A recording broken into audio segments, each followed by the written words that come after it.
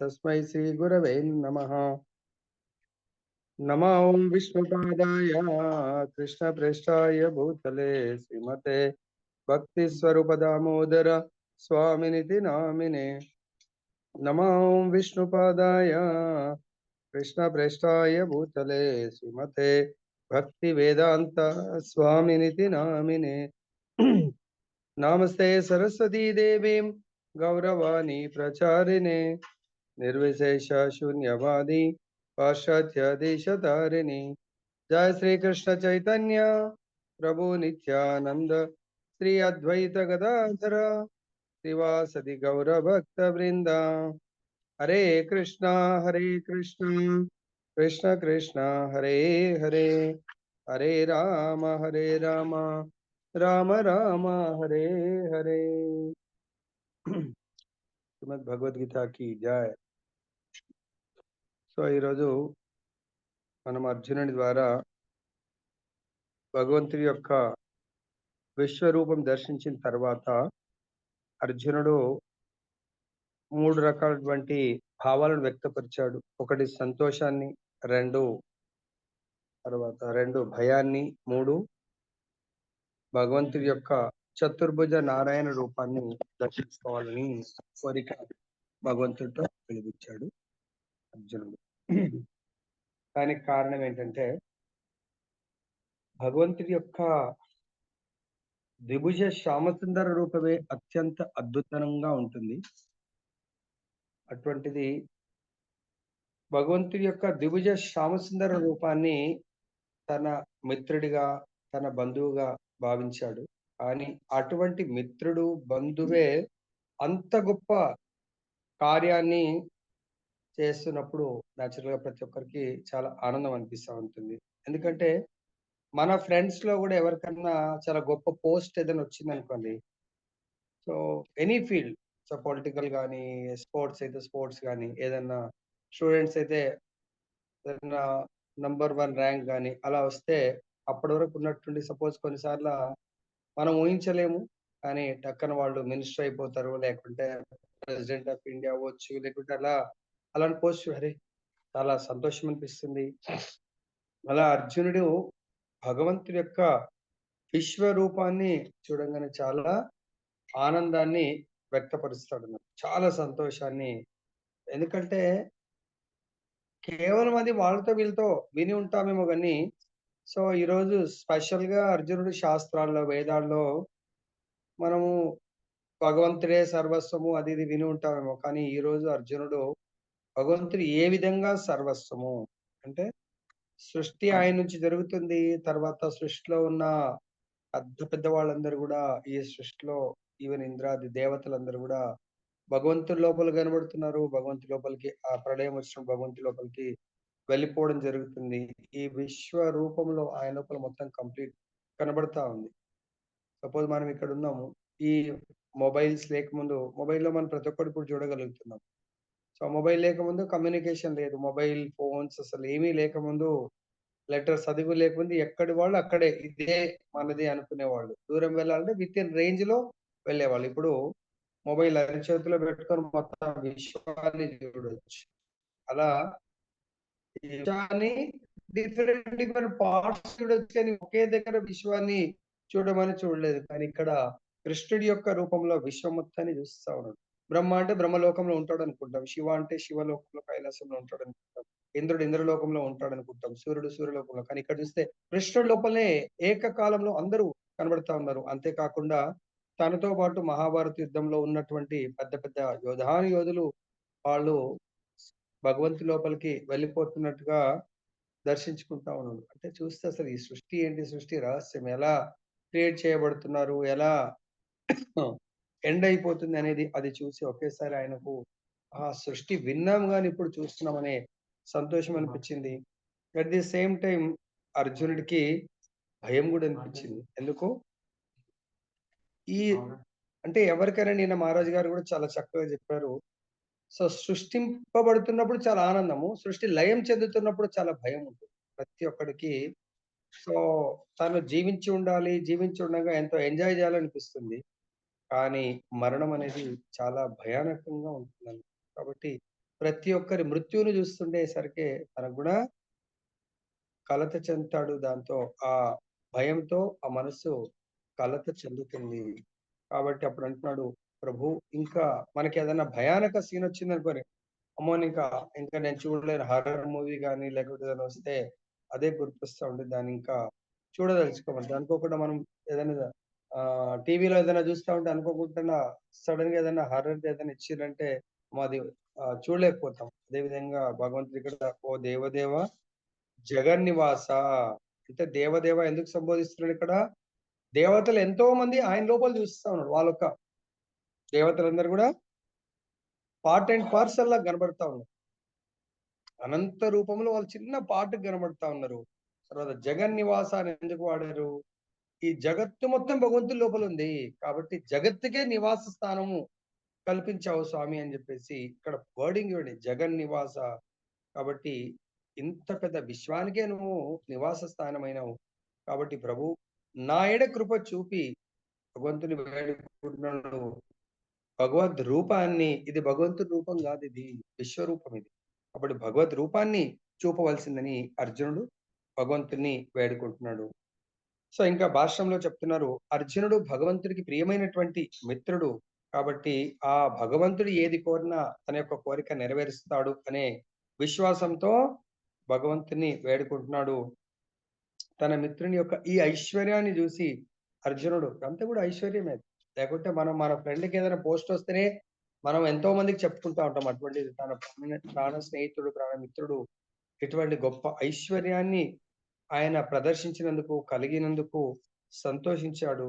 తన మిత్రుడైన శ్రీకృష్ణుడు దేవాది దేవుడని, అంతటి అద్భుతమైన విశ్వరూపాన్ని చూపగలడని గమనించి అర్జునుడు ఆనంద భరితుడయ్యాడు. సో, అందులో చూస్తే ఇంతకాలం అనుకున్నాడు, నేను కృష్ణుడు ఒకే లెవెలు, నా ఫ్రెండ్ అనుకున్నాడు. కానీ అప్పటి వరకు వాళ్ళకేంటి అర్జునుడికి తనకంటే పైనుండి దేవతలు, ఇంద్రుడు, మొత్తం స్వర్గలోకానికి, అన్ని లోకాల పైన బ్రహ్మ. కానీ ఇక్కడ చూస్తే నా ఫ్రెండ్ లోపలనే వీళ్ళందరూ ఉన్నారు. అది కూడా ఒక చిన్న పార్టికల్ లాగా, ఒక చిన్న పార్ట్ లాగా ఉన్నారు. కాబట్టి అంత గొప్ప వ్యక్తి నాకు మిత్రుడు అని చాలా ఆనందపడతాడు. తర్వాత అదే ఆనందము ఆ విశ్వరూపాన్ని చూసిన తర్వాత సో ఎప్పుడు భయపడ్డాడు? ఆయన లోపలికి అందరూ వెళ్ళిపోతాం. సో ఆయన నోళ్లకు భగభగ మండుతున్న నోళ్లకు అందరూ గూడా వెళ్ళిపోతూ ఉంటే, అమ్మా! అని జెప్పేసి వాళ్ళందరిని చూపించడం బావుంది. కానీ వాళ్ళందరూ నశించిపోతున్నప్పుడు అర్జునుడు చాలా భయపడిపోయాడు. ఎందుకు వాళ్ళందరూ వెళ్ళిపోతున్నారు? ప్రతి ఒక్కరు ఈ ప్రకృతి నియమానుసారం ప్రతి ఒక్కరు గూడా మృత్యువు చెందవలసిందే. ఎవరు వాళ్ళ అపరాధాలు, వాళ్ళు చేసినటువంటి చెడుకు భగవంతుడు ప్రకృతి ద్వారా పనిష్మెంట్ ఇస్తా ఉంది. కాబట్టి అర్జునుడికి భయానికి కారణం ఏంటంటే ముఖ్యంగా సంతోషానికి కారణము తన మిత్రుడు ఇంత గొప్ప ఐశ్వర్యాన్ని కలిగి ఉన్నాడు. ఇంత గొప్పవాడు అనే సంతోషము. భయానికి ఏంటంటే ఎవరైతే తప్పులు చేస్తారో వాళ్ళకు భగవంతుడు పనిష్మెంట్ ఇస్తా ఉన్నాడు. కాబట్టి నా వల్ల గూడా ఏమన్నా అపరాధాలు జరిగి ఉండవచ్చు. నేను నా లెవెల్‌గా నా ఫ్రెండ్ అనుకోని నా బంధువు అనుకోని చేసి ఉండే గావచ్చు అని శ్రీకృష్ణుడి పట్ల అనేక అపరాధాలు చేశానని భయపడ్డాడు భయానికి. భగవంతుడి పట్ల మనం గూడా భగవంతుని తెలిసి తెలియక ఈ రోజు వరకు దయచేసి గుర్తుపెట్టుకోండి. భగవంతుడు ఎందుకు విరాట్ రూపం చూయించాడంటే రాబోయే కాలంలో ఎవడన్నా తప్పులు చేస్తే విరాట్ రూపాన్ని చూసి ఇంకా తప్పులు చేస్తే తప్పకుండా వాళ్ళకి పనిష్మెంట్ అనుభవించాల్సొస్తుంది. మనని ఏ దేవుడు గూడా ఎవ్వరు గూడా రక్షించలేరు. అందుగురించే మనకు ఆచార్యులు చెప్తారు, రాకే కృష్ణ మారేఖో, మారే కృష్ణ మారేఖో. కృష్ణుడు రక్షించాలనుకుంటే ఈ ప్రపంచంలో ఎవ్వడు శిక్షించలేడు. కృష్ణుడు శిక్షించాలనుకుంటే ఈ ప్రపంచంలో అటువంటి వాడిని ఎవ్వడు రక్షించలేడు. కాబట్టి ఇక్కడ ఒకవేళ కృష్ణుడి పట్లనే అపరాధం చేశామనుకోండి, ఇంకా మనకు ఖచ్చితంగా పనిష్మెంట్ అనుభవించాల్సిందే. కాబట్టి ఇప్పటివరకు తెలిసి తెలియక మనం కృష్ణుడి పట్ల, మరి కృష్ణుడి పట్ల అంటే డైరెక్ట్ మనం ఎక్కడ అపరాధం చేశాం ప్రభుజీ అంటే, సో భగవంతుడి యొక్క సృష్టి నార్మల్‌గా నడవడానికి మనం ఏమైనా ఇబ్బందులు పెడితే, లైక్ ప్రభుత్వం ఉంది. ప్రభుత్వానికి మనం ఏం అపరాధం చేస్తాము? ప్రభుత్వానికి అపరాధం అంటే ప్రభుత్వం ఉంది. ప్రజలందరూ గూడా సుఖ సంతోషాలతో ఎవరికి ఒకరికొకరు ఇబ్బందులు లేకుండా, ఒకరి జీవన విధానానికి ఇంకొకడు కష్టాలు కలిగించకుండా, ఒకడి సంతోషానికి ఇంకొకడు దుఃఖాన్ని కలిగించకుండా, హింసాత్మకమైనటువంటి చర్యలు చేయకుండా వాళ్ళ వాళ్ళ జీవితాన్ని, వాళ్ళ స్వతంత్రాన్ని వాళ్ళు ఇతరుల స్వాతంత్రాన్ని కి ఇబ్బంది కలగకుండా, ఇతరులకు దుఃఖాన్ని కలిగించకుండా ఉన్నంత కాలం మనని ప్రభుత్వం ఏమీ చేయదు. మనం ఒకవేళ మన సుఖాని కొరకు ఇతరులకు మోసం చేయటము, ఇతరులకు హాని చేయటము, ఇతరులకు దుఃఖాన్ని ఇవ్వటం ప్రారంభించినప్పుడు ప్రభుత్వము శిక్షించడానికి కొరకు కొన్ని వ్యవస్థలను పెట్టారు. పోలీస్ వ్యవస్థ, న్యాయ వ్యవస్థ, తర్వాత రకరకాలుగా వ్యవస్థలు, డిపార్ట్మెంట్స్ ఉంటాయి. అదే విధంగా భగవంతుడు కూడా మనందరినీ కంట్రోల్ చేయడానికి కొరకు వివిధ దేవతలను నియమించడం జరిగింది. కాబట్టి ఇప్పటికైనా మనము అటువంటి భగవంతుడి పట్ల, మరి భగవంతుడి పట్ల మనం చేయకపోతే భగవంతుడు పెట్టినటువంటి డిపార్ట్మెంట్స్, భగవంతుడు మనల్ని ఉద్ధరించడానికి వచ్చినటువంటి ఆధ్యాత్మిక ఆచరణలు. సో మనం జీవించడానికి ఇతర జీవులను మేబీ చాలాసార్లు మనం ప్రభుజీ నేను ఏ మానవుడికి కూడా చాలా మందికి నేను సేవ చేస్తాను, మనుషులకు సేవ చేస్తున్నారు. కానీ భగవంతుడు ప్రజలు అంటే మనుషులే కాదు, ఆ రాజ్యంలో జీవిస్తున్నటువంటి పక్షులు, పశువులు ప్రతి ఒక్కరిని కూడా ప్రేమించాలి. కానీ మనం అలా ప్రేమించకుండా ఓన్లీ మనుషులను ప్రేమించడానికి కొన్నిసార్లు మనం ఏం చేస్తున్నాం, ఎన్నో జీవరాశులు మనుషులకు దావతిస్తాం, ఎన్నో జీవులని సంవరిస్తా ఉంటాము. అది భగవంతుడికి ఇష్టం ఉండదు. భగవంతుడి పట్ల అది అపరాధం చేసినట్టు. ఎందుకు? భగవంతుడి సామ్రాజ్యం ఇది. భగవంతుడి సామ్రాజ్యంలో ఇతరుల యొక్క స్వాతంత్రాన్ని, ఇతరులను సంహరించడానికి మనకు అధికారం లేదు. సో అలా అర్జునుడు ఆ విషయంలో భయపడతా ఉన్నాడు. నా వల్ల ఏమన్నా అపరాధాలు జరిగాయా? సో మనం కూడా మరి మన వల్ల భగవంతుడికి గాని, భగవంతుడి యొక్క సృష్టిలో ఉన్నటువంటి లోయర్ జీవులు గాని, మనతో ఈక్వల్ జీవులు గాని, మనకంటే ఉన్నతమైన జీవుల పట్ల మనం ఏమన్నా అపరాధం చేశామా చూసుకోవాలి. అందుకే అర్జునుడు నారాయణ కాబట్టి ఆ రూపం చూసి ఇంకా చాలా పనిష్మెంట్స్, సివియర్ గా పనిష్మెంట్స్ ఉన్నాయి. దాన్ని చూడలేక ఆ భయం నుంచి తేరుకోవడానికి కొరకు, భయం నుంచి ఎవరు రక్షించగలుగుతారు? నిన్న మహారాజ్ గారు చాలా చెప్పిన సాంగ్ పాడి దాని యొక్క మీనింగ్ కూడా మనందరికీ చెప్పడం జరిగింది. ఏంటో ఆ సాంగ్ అది, భజహో రే మన శ్రీనందనందన అభయ చరణారవిందరే దుర్లభ మానవ జనమ సత్సంగే తారో హే భవ సింధురే. భగవంతుడు కేవలం ఒక్కడు మాత్రమే మన భయాన్ని తొలగించగలడు. ఏ విధంగా? ఎవరైతే ఆ నందనందనుడి యొక్క భజన చేస్తారో, ఆ నందనందనుడి యొక్క చరణాల యొక్క ఆశ్రయాన్ని తీసుకుంటారో, ఏ విధంగా తీసుకోవచ్చు? ఆ చరణాశ్రయము మనకు దుర్లభమైనటువంటి ఈ మానవ జన్మ ద్వారా భగవంతుడి ఆశ్రయాన్ని తీసుకొని అభయాన్ని ప్రసాదించేటువంటి ఆ పాద పద్మాలు ఎప్పుడు దొరుకుతాయి మనకు?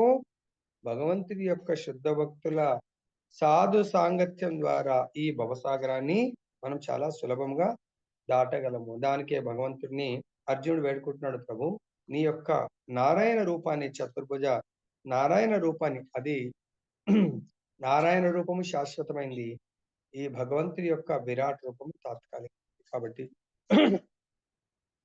భగవంతుడి యొక్క ఈ తాత్కాలిక రూపాన్ని విరమించి వైకుంఠంలో ఉండేటువంటి నారాయణుడిగా చతుర్భుజ రూపాన్ని దర్శనమివ్వమని భగవంతుని వేడుకుంటున్నాడు.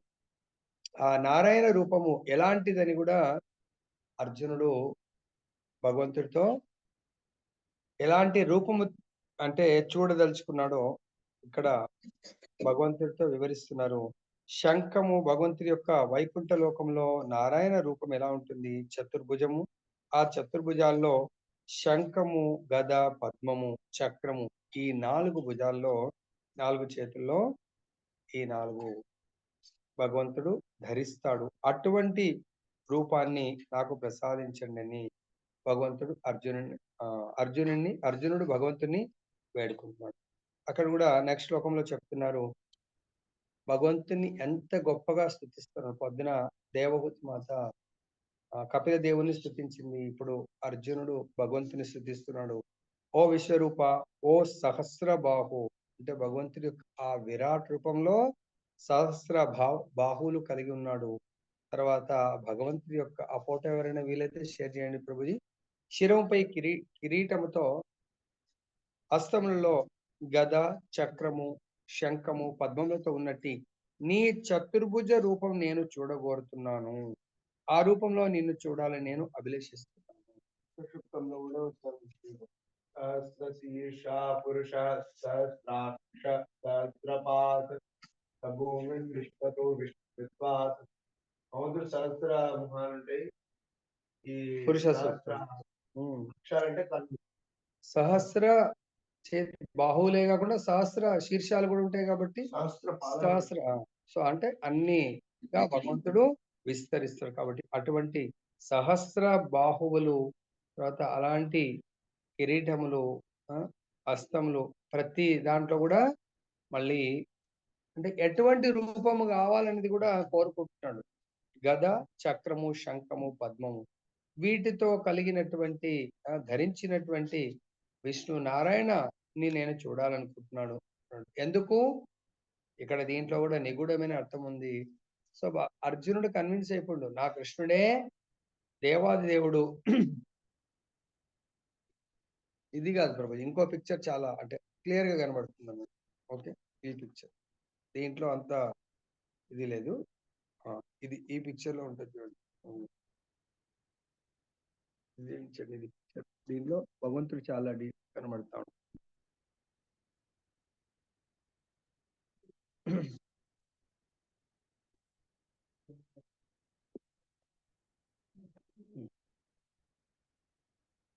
సో ఇక్కడ భగవంతుడు ఎన్ని రకాలుగా విస్తరించగలుగుతాడు అని చూపించడానికి కొరకు ఆ చతుర్భుజ నారాయణ రూపాన్ని కోరుకున్నారు.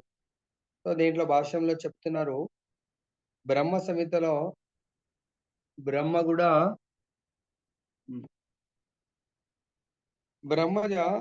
సంహితలో చెప్తున్నారు, రామాదిమూర్తిషు కళా నియమైన తిష్టన్.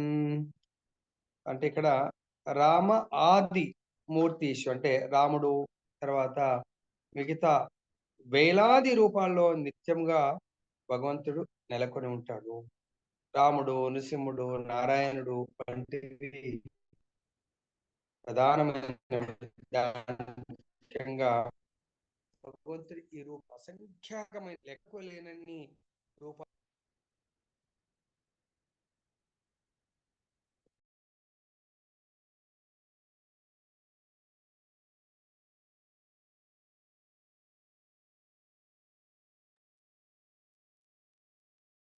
భగవంతుడు ఆ విధంగా లెక్కకు లేనన్ని రూపాలు ధరిస్తూ ఉంటాడు. సో ఈ అన్నిట్లో కూడా కృష్ణుడి యొక్క రూపం ఏదైతే ఉందో అది కృష్ణస్తు భగవాన్ స్వయం, భగవంతుడు స్వయం కృష్ణ రూపంలో ఉంటాడనంటే దానికి మనకు. సో కాబట్టి ఇక్కడ మనం అర్థం చేసుకోవచ్చు అంటే, ఇప్పటికైనా అర్జునుడు సంతోషాన్ని, భయాన్ని ఎదుర్కొన్నట్టుగా మనం కూడా మనకు తెలిసి తెలియక ఇప్పటి వరకు మనకు పూర్వీకులు ఏదో చెప్పిన పాటిస్తూ భగవంతుణ్ణి, కృష్ణుడిని కూడా చాలా మందికి తెలియక ఒక అవతారంగా భావిస్తూ ఉంటారు. దశావతారాలు ఒక అవతారము, లేకుంటే భగవంతుడి యొక్క విష్ణు రూపాలు ఒక రూపం అని. అఫ్కోర్స్ ఆ రూపాలకు తేడా లేదు, కానీ కృష్ణస్తు భగవాన్ స్వయం, భగవంతుడి నుంచి అంశావతారాలు, కళావతారాలు, అలా శక్తావేశ అవతారాలు రావడం జరుగుతుందని. లైక్ మనకు భగవంతుడు అన్నప్పుడు భగవంతుడి షడైశ్వర్యాలు, ఐశ్వర్యము, భగవంతుడి యొక్క అందము, భగవంతుడి యొక్క బలము, భగవంతుడి యొక్క జ్ఞానము, తర్వాత భగవంతుడి యొక్క వైరాగ్యము, ఆ విధంగా ఎన్నో రకాలుగా భగవంతుడు షడ్ విభూతులను కలిగి ఉన్నాడు. కాబట్టి వాటిని చూపించడానికి కొరకు కూడా భగవంతుడు వివిధ రకాలైనటువంటి అవతారాలను ప్రదర్శిస్తూ ఉంటారు. సో మనము ప్రజెంట్ మనం జ్ఞానం గురించి మాట్లాడినప్పుడు దత్తాత్రేయుడు, కపిల భగవానుడు జ్ఞాన రూపము అంటే జ్ఞానాన్ని బోధించడానికి అది అవతారం. అదేవిధంగా బలరాముడు మరియు ఇంకెవరు మోహిని భగవంతుడి యొక్క అందాన్ని చూయించడానికి వచ్చినటువంటి రూపం. అలా భగవంతుడు రకరకాలు తన యొక్క ఆహ్, వివిధ రకాలైనటువంటి విభూతులను చూయించడానికి కొరకు వివిధ అవతారాలు. తర్వాత నారదుడు గూడా భగవంతుడి యొక్క ఆహ్, నేను నారదుడిని గూడా నేనే అంటాడు భగవంతుడు భగవద్గీతలో. ఎందుకు నారదుడు గూడా భగవత్ ప్రచారం చేయడానికి రావడం జరుగుతుంది. అదే విధంగా శక్తావేశ అవతారము వేదవ్యాసుల వారు రావడం జరుగుతుంది. బుద్ధుడి యొక్క పరోక్ష అవతారము. బుద్ధుడు కూడా భగవంతుడి యొక్క శాస్త్రాలను తప్పుదోవ పట్టిస్తున్నందుకు బుద్ధుడొచ్చి మళ్ళీ శాస్త్రాలను పక్కన పెట్టి అట్‌లీస్ట్ అహింసా మార్గాన్ని బోధించడానికి అలా రకరకాలుగా దేశకాల పరిస్థితులను జీవులను ఉద్ధరించడానికి కొరకు భగవంతుడు అలా అవతారాలు తీసుకుంటాడు. సమ్‌టైమ్స్ స్వయం భగవంతుడే రావడం జరుగుతుంది. కాబట్టి ఇవన్నీ గూడా భగవంతుని నుంచే వస్తున్నాయి అని చెప్పడానికి కొరకు అర్జునుడు భగవంతుని మీరే విశ్వరూప ధరించిన వారు, మీరే విశ్వరూపధరి విశ్వరూపుడు మీరే. తర్వాత దేవదేవుడు మీరే. అదే విధంగా ఈవెన్ మీ అంశావతారాలకు గూడా మీరే మూలమని చూయించడానికి కొరకు భగవంతుని సేమ్ అప్పుడే వితిన్ 40 మినిట్స్ లోనే భగవంతుడి విశ్వరూపాన్ని చూయిస్తాడు. భగవంతుడి చతుర్భుజ నారాయణుడిగా అర్జునుడికి చూయించడం జరిగింది. అదే విధంగా ద్విభుజ శ్యామసుందర రూపాన్ని గూడా చూయించడం జరిగింది. ఎందుకు? మనందరికీ తెలియపరచడానికి. మనం అందరం అనుకుంటాం ఆఫ్‌కోర్స్ విష్ణు రూపాలకు భగవంతుడికి తేడా లేదు. కానీ భగవంతుడి యొక్క ఏదైతే మనకు భగవంతుడికి ఉన్నటువంటి సంబంధాల్లో తేడా ఉంటుంది. కాబట్టి భగవంతుడే సర్వస్వమని చూయించడానికి కొరకు అర్జునుడు ఇక్కడ అడగడం జరిగిందండి. जय बोलो ग्रंथराज श्रीमद् भगवद गीता की जय। श्री श्री राधारमण लाल की जय। जगन्नाथ बलदेव सुभद्रा महारानी की जय। गौर निताय भगवान की जय। जगत गुरु श्रील प्रभुपाद की जय। श्री श्रीपाद गुरु महाराज।